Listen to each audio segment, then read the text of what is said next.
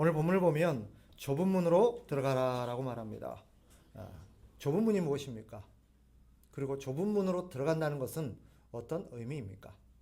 대부분 이 말씀을 접하면 좁은 문으로 들어가라 그러면 좁은 문으로 들어가라. 천국에 들어가기 위해서는 우리가 좀 고생을 해야 되겠고 좀 고행을 겪어야 되는 거구나. 마음에 어떤 결심을 해야겠구나. 이런 어떤 생각을 가질 때가 많습니다. 오해입니다. 좁은 문으로 들어가라는 의미는 그런 의미가 아닙니다. 좁은 문은 이 삶의 어떤 난이도를 말하는 게 아니라 유일성을 말하는 겁니다. 유일성. 성경이 말하는 좁은 문, 이것은 어떤 고행의 길이나 헌신의 길이나 고난의 길을 말하는 게 아니라 예수 그리스도를 의미합니다. 좁은 문은 예수 그리스도를 의미합니다. 요한복음 10장에 보면 예수님이 뭐라고 말씀하시냐면 나는 양의 문이라. 내가 곧 길이요 진리요 생명이다 라고 말합니다. 예수님이 스스로를 말하기를 내가 바로 뭐다? 양의 문이다 라고 말합니다. 여기서 문은 예수 그리스도를 의미하는 것이고 좁은 문으로 들어가라 라는 말은 뭐겠습니까? 바로 그것은 예수님이 길이요 진리요 생명임을 믿으라 라는 뜻입니다. 다른 길은 없습니다. 예수 그리스도가 문이고 그 문으로 들어간다는 것은 그 문만이 길이요 진리요 생명임을 믿으라 라는 의미입니다. 왜 좁은 문이라고 말할까요? 왜 예수님은 좁은 문이다 라고 표현했을까요? 그냥 문이다, 양의 문이다 라고 하셔도 되는데, 아니면 천국 문이다, 황금 문이다, 여러 가지 표현이 많을 텐데 왜 좁은 문이다 라고 표현하셨을까요? 그것은 문이 작아서가 아닙니다. 실제로 문이 좁아서가 아니라 문이 하나밖에 없기 때문입니다. 하나밖에 없는 문, 유일한 문임을 표현하기 위해서 좁은 문이다 라고 비유를 든 것입니다. 그럼 넓은 문은 무엇입니까? 넓은 문, 이것은 다양한 길, 다양한 방법, 많은 길, 많은 사람이 원하는 길을 의미합니다. 세상은 넓은 문을 좋아하죠. 사람들은 산 정상에 올라가는 길이 다양하고 여러 개가 있듯이 하나님께로 가는 길, 천국에 가는 길과 천국에 가는 문도 다양할 거라고 생각합니다. 사실 저는 개인적으로 예루살렘 성전을 만들 때 예루살렘 성전에 들어가는 문이 여러 개가 있었습니다. 문이 하나가 아니에요. 우리는 하나의 문만을 생각하는데 저는 성전을 잘못 만들었다고 생각합니다. 여러분, 성막을 만들 때 성막에 들어가는 문은 몇 개였을까요? 단 하나였습니다. 오직 딱 하나의 문밖에 없었습니다. 그 문을 다른 말로 양의 문이라고 일컬었습니다. 왜 그랬을까요? 그 길로 뭐가 들어가니까? 실제로 양이 들어갔거든요. 양에 들어가는 문이 있었습니다. 그런데 성전을 만들 때는 문을 여러 군데를 만들었습니다. 저는 그것은 패착이라고 생각합니다. 개인적으로. 오직 하나의 문만 만들었으면 참 좋았을 것을. 어쩌면 성전에 들어가는, 성전은 누구를 만나러 가는 곳이에요? 하나님을 만나러 가는 곳이에요. 그런데 그 하나님을 만나러 들어가는 길이 다양했어요. 일로도 들어가고 일로도 들어가고. 어쩌면 성도들은 그 당시 사람들은 하나님을 만나러 가는 성전의 문이 여러 개 있듯이 하나님을 만나는 길이 다양할 거라고 생각을 하게 만드는 여지를 남기는 그런 어떤 오류가 있지 않았을까 저는 개인적으로 생각해 봅니다. 성전의 문을 하나만 만들었으면 좋았을 것을. 중요한 것은 사람들은 넓은 문을 좋아한다는 거예요. 다양한 길을 좋아한다는 거예요. 선택의 여지가 있는 것을 좋아한다는 것입니다. 그래서 사람들은 말합니다. 어떤 종교를 믿든 착하게 살면 다 구원을 받는다. 이 종교가 중요한 게 아니라 우리가 어떤 종교를 선택하든 우리가 그 종교 속에서 착하게 살고 선하게 살면 다 하나님께로 갈 수 있다라고 사람들은 말합니다. 이것이 넓은 문입니다.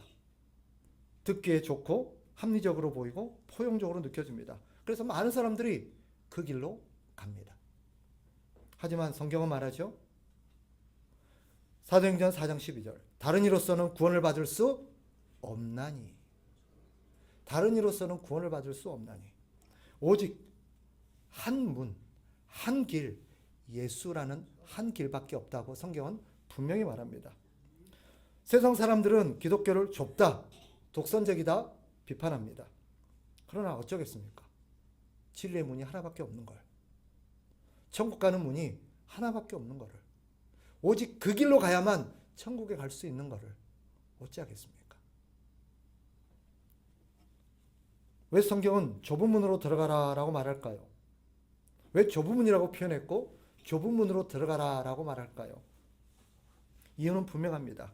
그 문으로 들어가야만 하나님께로 가는 유일한 길이고 천국 가는 유일한 길이기 때문입니다. 그곳에만 생명이 있습니다. 다른 방법은 없습니다. 넓은 문은 화려할지 모르겠습니다. 사람들이 북적일지 모르겠습니다. 그러나 성경은 단호하게 말합니다. 멸망으로 인도하는 문은 크고 그 길이 넓어라고 말합니다. 바꿔 말하면 크고 넓은 길은 어디로 이어지는 길이래요? 멸망으로 이어지는 길입니다. 아무리 많은 사람들이 그 길을 찾고 그 길로 갈지라도 그 길은 결국 멸망으로 이어지는 길입니다. 여러분, 그 끝은 죽음입니다. 그러니 부탁하건대 숫자에 속지 마십시오. 많은 사람이 간다고 옳은 게 아닙니다. 여러분, 노아의 방주를 기억하십니까? 방주의 문은 오직 하나였습니다. 많은 사람들이 그 방주로 들어가는 문을 우습게 여겼고 비웃었습니다. 그러나 홍수가 났을 때 그 문으로 들어간 8사람만이 유일하게 살아남았습니다. 구원을 받았습니다. 많은 사람들은 그 문을 비웃었습니다. 지금도 마찬가지입니다. 사람들은 이 예수라는 유일한 문, 이 좁은 문을 비웃습니다. 그러나 세상과 타협하지 않아야 합니다. 사람들이 아무리 대부분의 사람들이 다른 길로 갈지라도 오직 생명 얻는 문, 살아남는 문, 구원의 문은 하나밖에 없습니다. 예수라는 좁은 문입니다. 그 문으로 들어가야만 살 수 있습니다. 죄사함이 있고 영생을 얻을 수 있습니다. 그러니 여러분 기억하십시오. 다른 선택지가 없습니다. 그래서 우리가 고집스럽게 그 길을 걸어가야 합니다. 사람들이 비웃더라도, 사람들이 외면하더라도, 인기가 없더라도, 외롭더라도. 좁은 문은 오늘 성경에 보니까 길이 좁고 협착하다라고 표현합니다. 협착하다라는 의미가 뭐냐? 성경 이 협착하다는 단어를 찾아봤더니 압착하다, 누르다 라는 뜻입니다. 이 문을 통과하려면 반드시 해야 되는 것이 있습니다. 그게 뭐냐? 짐을 버리는 것입니다. 짐을 버려야 됩니다. 죄의 짐을 버려야 되고 욕심의 짐을 버려야 되고 내 개인의 자아와 공로의 짐을 버려야 합니다. 넓은 문은 내가 가진 짐을 버릴 필요가 없습니다. 적당하게 죄의 짐을 지고도 적당하게 죄의 낙을 누리고도 갈 수 있습니다. 내 욕심을 차리면서도 내가 갖고 싶은 거, 하고 싶은 거 다 하면서도 갈 수 있습니다. 그러니까 많은 사람들이 그 길을 찾죠. 다 짊어지고도 가기에 넓고 넉넉합니다. 심지어 편합니다. 그러니까 많은 사람들이 내 거 굳이 포기할 필요 없으니, 죄낙을 포기할 필요 없으니, 욕심을 포기할 필요 없으니, 내 자아와 내 교만과 내 어떤 공로들을 포기할 필요 없으니 대부분 그 길로 갑니다. 그러나 성경은 뭐라고 말합니까? 이 좁은 문은 길이 협착하다고 말합니다. 내 짐을 가지고는, 죄의 짐을 가지고는 절대 들어갈 수 없습니다. 그 짐을 버리지 않고는 절대 못 들어갑니다. 욕심의 짐도 못 들어갑니다. 욕심을 가지고는 절대 그 문을 통과할 수가, 그 길로 갈 수가 없습니다. 그래서 예수님이 뭐라고 말씀하십니까? 부자가 천국에 들어가기가, 낙타가 바늘귀를 통과하는 것보다 어렵다라고 말합니다. 예수라는 이 좁은 문은 내 짐을 갖고 절대 못 들어갑니다. 정리해보면 두 가지 이유 때문입니다. 첫째, 왜 이런 걸 갖고 못 들어가느냐? 자격이 없기 때문입니다. 내가 가진 의, 내가 가진 공로, 내가 가진 욕심, 내가 가진 죄, 이런 것을 가지고는 천국에 절대 그 문을 통과할 수가 없습니다. 자격이 안 됩니다. 오직 그 문에 들어갈 수 있는 것은 예수 그리스도의 십자가의 공로만이 그 문을 통과하게 합니다. 오직입니다. 오직. 여러분 오해하지 마세요. 누가 예수 안 믿는데? 누가 예수 십자가 안 믿는데? 누가 예수 십자가 의지하지 않는데? 그런데 앞에 중요한 접두어가 붙습니다. 수식어가 붙습니다. 뭡니까? 오직입니다. 다른 것을 가지고는 안 됩니다. 오직 예수 그리스도의 십자가 보혈만 의지하는 자만 가능합니다. 이것도 의지하고 저것도 의지하고 난 물론 예수 믿을 거야. 그런데 굳이 내 삶을 포기하지 않고 내 욕심을 포기하지 않고 내 죄의짐을 포기하지 않고 나는 예수도 믿을 거야. 안 됩니다. 공존할 수가 없습니다. 하나님 말씀하시죠. 빛과 어둠이 함께할 수 없다라고 말합니다. 주님은 그래 원한다면 다 줄게가 아닙니다. 네 거를 포기해야 내 거를 준답니다. 너의 짐을 버려야 내 것을 준다라고 말합니다. 그러니 내 짐을 가지고는 결코 거기에 들어갈 자격이 없습니다. 두 번째, 또 하나의 이유가 있습니다. 그 짐을 가지고는 결코 그 길을 완주할 수 없기 때문입니다. 세상의 욕심의 짐을 지고는 이 믿음의 길을 끝까지 걸어갈 수 없어요. 왜? 중간에 주지 않고 맙니다. 짐이 너무 무거워서. 못 가요. 그 짐은 우리의 순례의 길을 방해하는 걸림돌이 되고 방해거리가 됩니다. 우리가 다 짊어지고 가기에는 너무 무겁습니다. 그래서 주님이 이렇게 말씀하신 것입니다. 마태복음 11장 28절 수고하고 무거운 짐진 자들아 다 내게로 오라. 내가 너희를 쉬게 하리라. 이게 무슨 말이냐면 우리 짐을 다 맡기면 우리 짐을 대신해서 다 들어준다는 뜻, 그런 의미가 아닙니다. 사실은 이것은 우리 주님을 신뢰하고 그거 다 필요 없으니 내가 준 것만으로 충분하니 그 쓸데없이 무겁게 고생의 짐 짊어지지 말고 그거 다 버리고 나한테 와라는 뜻입니다. 그러면 내가 너한테 진짜 필요한 것, 너에게 정말 있어야 될 것, 그건 내가 다 알아서 준다라는 거예요. 그러니 믿고 나를 믿고 그것을 다 벗어버려라. 그때 너에게 비로소 진짜 평안과 기쁨이 주어진다는 거예요. 여러분 물어봅시다. 예수 믿고 신앙생활 하는데 기쁘십니까? 감사가 넘칩니까? 평안이 넘칩니까? 대부분 안 그래요. 예수 믿는데 별로 기쁨이 없어요. 왜 그럴까요? 생각해 보셨어요? 예수 믿으면 기쁨이 충만하고 감사가 충만하고 은혜가 충만하고 평강이 넘쳐야 되는데 왜 그럴까요? 여러 가지 이유가 있겠습니다만 한 가지로 딱 못 박아서 설명할 수는 없겠습니다만 중요한 이유 한 가지가 있습니다. 이 이유는 반드시 들어간다고 저는 믿습니다. 그게 뭐냐? 우리가 다른 것들을 버리지 못하기 때문에 그래요. 네.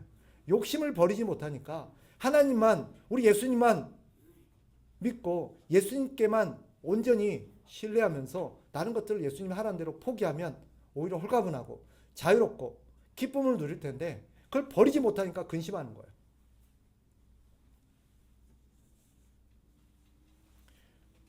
우리가 그렇습니다. 여러분 결과적으로 좁은 문으로 들어가라는 것은 예수님께서 우리를 힘들게 하려고 우리를 고생시키려고 부르는 부르심이 아닙니다. 오히려 좁은 문으로 들어가게 하시는 이유가 뭘까요? 우리를 홀가분하게 하기 위함입니다. 우리가 짊어지고 있는 모든 죄의 짐을 벗어버리게 하기 위함입니다. 욕심의 짐을 다 버리게 하기 위함이에요. 왜? 왜 그렇게 하실까요? 그게 우리가 진짜 홀가분하게 자유를 누리는 길이요, 평강을 누리는 길이요, 기쁨을 누릴 수 있는 길이기 때문입니다. 우리가 못 버리니까 자유가 없는 거예요. 못 버리니까 평강이 없는 거예요. 못 버리니까 우리가 항상 온전한 그런 기쁨을 누리지 못하는 것입니다. 그러니 오늘 말씀 좁은 문으로 들어가라 라는 말씀을 우리는 어떻게 순종해야 될까요? 여러분, 오늘 이 말씀을 믿으십시오. 그리고 이 말씀대로 좁은 문으로 들어가기를 두려워하지 마십시오. 많은 사람들이 넓고 편한 길을 갈지라도 그 길을 따르지 마십시오. 지금은 그 길이 넓고 편해 보이고 좋아 보여도 그 끝에 도착하면 멸망이라는 충격적인 결과를 만나게 될 겁니다. 우리는 편한 길이 아니라 바른 길을 가야 되는 사람들입니다. 좀 불평과 손해가 있더라도 세상의 유행을 따르지 마십시오. 이것저것 포기하지 않고도 좁은 문으로 들어가는 길은 없습니다. 그 길은 결코 좁은 문이 아닐 겁니다. 교회 안에서도 남들도 다 적당히 믿는데 이것저것 하면서 죄의 납도 좀 누리고 이것저것 또 즐기고 자기 하고 싶은 거 하면서 신앙생활 하는데 굳이 나는 이렇게 할 필요가 있나? 속지 마십시오. 어쩌면 그들은 우리가 들어간 좁은 길을 못 들어가고 있는지도 모릅니다. 본인들은 좁은 길로 들어갔다고 착각하고 있을지 모르지만 어쩌면 그들은 좁은 길을 못 들어가고 있는지, 좁은 문으로 못 들어가고 있는지도 모릅니다. 그냥 문 앞에서 서성거리고 있는지도 모릅니다. 진리의 길은 이 좁은 문을 들어가는 데는 언제나 용기가 필요합니다. 남들이 가지 않아도 숫자가 적어도 여러분 기억하십시오. 그 길에 예수님이 기다리고 계십니다. 그리고 그 길로 예수님이 가셨습니다. 여러분 오직 예수님만 믿고 의지하시기 바랍니다. 불가능해 보여도 힘들어 보여도 다 주님께서 준비해 놓으셨습니다. 수고하고 무거운 짐진 자들아 그 짐 버려라. 나 믿고 내게로 와라. 이 말은 이 좁은 문으로 들어와라. 네가 그 짐을 버려보면 네가 그 죄의 짐을 버려보고 욕심의 짐을 버려보면 내가 왜 버리라고 했는지 알게 될 거다. 바울이 그 좁은 문을 들어갔습니다. 그리고 나서 바울이 고백한 게 무엇입니까? 내가 세상의 모든 것을 배설물로 여김은 그래서 다 버린 이유는 예수 그리스도를 얻고라고 말합니다. 그리고 바울은 깨달았습니다. 이제는 내게 생명의 면류가 아니 내게 진정한 기쁨이 진정한 자유가 주어졌다라고 고백을 합니다. 여러분 예수님을 믿으십시오. 주님이 말씀하셨습니다. 내가 세상 끝날까지 너희와 항상 함께 있으리라. 여러분이 그 문을 들어오시면 그때부터 주님이 동행하십니다. 함께 하십니다. 지금은 손해보는 것 같아도 걱정하지 마십시오. 예수님의 12 제자들도 우리와 같은 걱정과 고민이 있었던 것 같습니다. 그래서 제자들이 예수님께 물었습니다. 베드로가 대답하여 이르되 보소서 우리가 모든 것을 버리고 주를 따랐사온데 그런지 우리가 무엇을 얻으리까? 그러니까 예수님이 제자들을 향해서 이렇게 대답하십니다. 저는 예수님이 이렇게 대답하실지는 몰랐어요. 내가 모든 걸 버리고 주님 따랐습니다. 주님, 이제 우리는 무엇을 얻으리까? 라고 했을 때 우리 주님이 너는 꼭 대가를 바라고 나를 따르냐? 너는 대가를 바라고 나를 따라? 라고 말할 줄 알았어요. 오히려 그게 더 신앙적인 것 같아요. 믿음이면 충분하지. 천국이면 충분하지. 이렇게 말할 줄 알았어요. 그런데 주님이 그렇게 말씀하지 않으세요. 여기서 은혜 받았어요. 주님이 뭐라고 말씀하십니까? 이렇게 대답합니다. 내 이름을 위하여 집이나 형제나 자매나 부모나 자식이나 전토를 벌인 자마다 여러 배를 받고 또 영생을 상속받으리라. 아멘. 정말 우리 주님이 친절하고 너무나도 자비로우세요. 우리의 마음속에 그 있는 두려움이 있어요. 이거 다 포기하면. 이렇게까지 할 가치가 있습니까? 내가 이렇게 하면 뭘 얻는데요? 걱정하지 마라. 네가 버린 거, 네가 포기한 거 비교할 수 없을 정도로 받을 거다. 다른 데는 뭐라고 돼 있어요? 30배, 60배, 100배를 받으리라. 실제로 동일한 본문의 마가복음은요, 아까 이 표현을 100배라고 표현되어 있습니다. 여러분, 주님을 믿으십시오. 주님이 좁은 문으로 들어가라, 좁은 문으로 들어와라고 하실 때는 주님이 다 이유가 있으십니다. 단순히 우리를 고생으로 부르는 게 아니에요. 그 문으로 들어가면 고생해야겠구나, 고난을 받아야겠구나, 그 생각하지 마세요. 여러분, 우리가 주님께서 우리에게 우리가 주님을 믿고 또 좁은 문으로 들어가는 것을 여러 비유로 표현했는데, 한 번은 주님께서 우리 주님을 믿고 좁은 문으로 들어가는 걸 뭘로 표현했냐면 결혼으로 비유했어요. 그죠? 그리고 우리가 주님과의 관계를 신랑과 신부로 표현했어요. 그리고 우리가 주님과 함께 누릴 그 잔치를 혼인잔치로 비유했어요. 여러분, 결혼은 좋은 거예요, 나쁜 거예요? 결혼해보니까 막 복잡해요? 자, 하나님께서 인간에게 결혼이라는, 그죠, 선물을 주셨어요.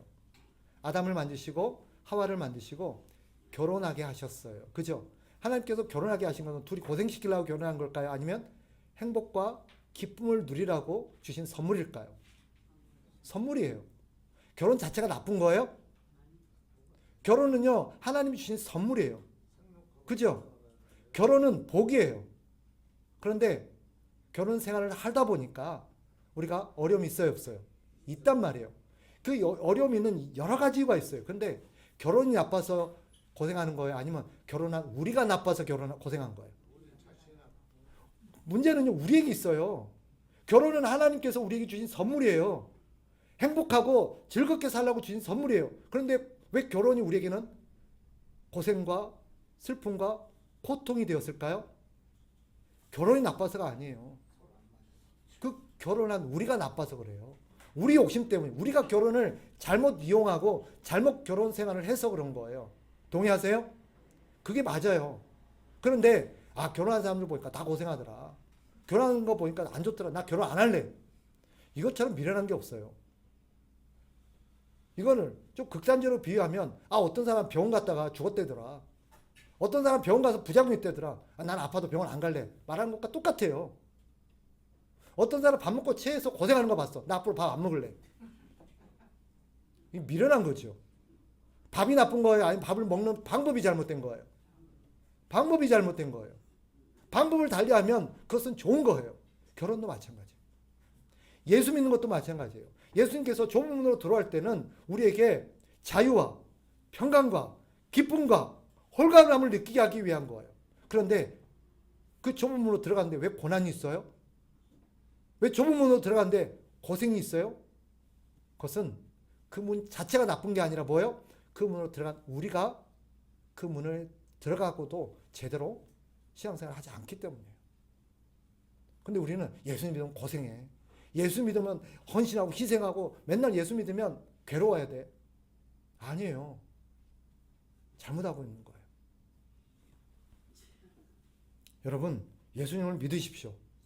주님께서 반드시 우리를 도우시고 우리를 부르신 그에 대해서 예수님이 책임을 지십니다. 아멘. 말씀을 정리하겠습니다. 여러분, 저와 여러분은 좁은 문으로 들어간 사람인 줄 믿습니다. 아멘.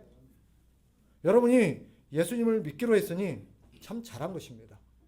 좁은 문으로 들어왔으니 참 잘하셨습니다.